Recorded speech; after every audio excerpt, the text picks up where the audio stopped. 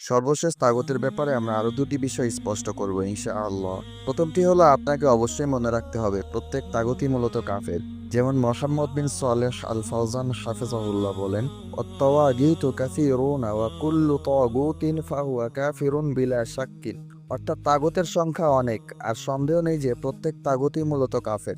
তবে কাউকে নির্দিষ্টভাবে কিংবা নাম ধরে তাগুত বলা যাবে না। যেমন বিষয়টি নিয়ে শুভকাতুল ইসলামিয়ার নবম খণ্ডে এসেছে, ফামান ক্বালা লিশাখসিন ইয়া তাগুতু ফাহুয়া বিমাসাবাতি কওলিহি লাহু ইয়া কাফির ফাআলা হাযাল ক্বাইলি আন ইউবাদিরা ইলা তাওবাতি ইলাল্লাহি ওয়া ইয়াবতাইদা আন মিসলি হাযিহিল ইবারাতিশ শানিআহ।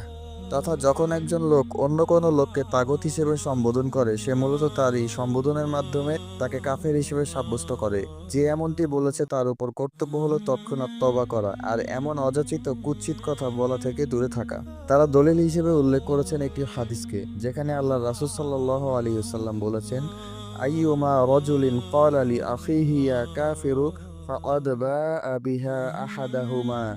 অর্থাৎ যখন কোনো লোক তার ভাইকে কাফের বলে, তখন তা তাদের দুজনের একজনের নিকট ফিরিয়ে দেওয়া হয়। সহিহ মুসলিমের বর্ণনায় আরো এসেছে, আইয়ুমা মরিইন ক্বালা লি আখিহি ইয়া কাফিরু ফাকাদ বাআ বিহা আহাদুহুমা ইন কানা কামা ক্বালা ওয়া ইল্লা রাজাআত আলাইক।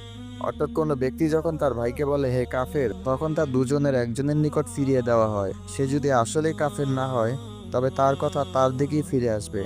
দ্বিতীয় যে বিষয়টি আমরা তুলে ধরবো সেটা হলো, আমাদের একটি মজবুত হাতল আছে যার নাম লা ইলাহা ইল্লাল্লাহ।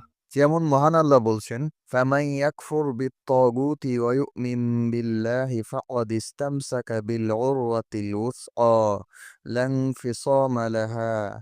অর্থাৎ যে তাগুতকে অস্বীকার করেছে এবং আল্লাহর প্রতি ঈমান এনেছে, সেই মূলত ধারণ করেছে এমন এক হাতল যা কখনো ভাঙবার নয়। সাঈদ ইবনু জুবাইর ও দাহহাক রাহিমাহুমাল্লাহু বলেন, ফাকাদ ইসতামসাকা বিল উরওয়াতিল উসকা ক্বালা লা ইলাহা ইল্লাল্লাহ। অর্থাৎ এখানে যে মজবুত হাতল আঁকড়ে ধরার কথা বলা হয়েছে সেটি হলো লা ইলাহা ইল্লাল্লাহ। সুতরাং এই মজবুত হাতল মানেই হলো তাগুতকে অস্বীকৃতি জানানো, আর তাগুতের প্রতি ভালোবাসা মানেই হলো ঈমান থেকে ছিটকে পড়া। যেমন মহান আল্লাহ বলছেন, وَمَن يُشْرِكْ بِاللَّهِ فَكَأَنَّمَا خَرَّ مِنَ السَّمَاءِ فَتَخْطَفُهُ الطَّيْرُ أَوْ تَهْوِي بِهِ الرِّيحُ فِي مَكَانٍ سَحِيقٍ।